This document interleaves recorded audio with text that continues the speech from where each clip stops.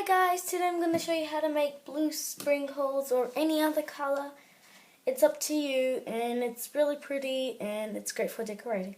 So this is how you make it. So I'm using white sugar. You can use also brown sugar to make it a little more healthy, but I'm using it for its color.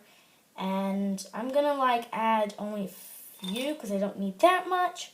And I'm going to also use green food coloring because I've got a theme that is green.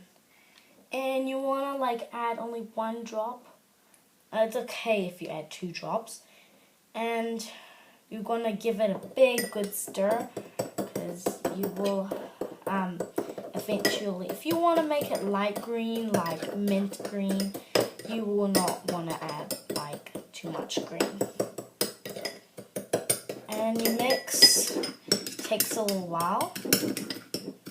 It's also great for decorating cupcakes, and make sure you get all the food coloring to be even, and so try not get it on your spoon. And mix. So you see you've got this really, I have to mix it well and grind it properly. So you can see it's so greeny, and it could be great for decorating cupcakes and donuts. So this is your lovely yummy sprinkle. I hope you like this and have fun with it. Thank you for watching.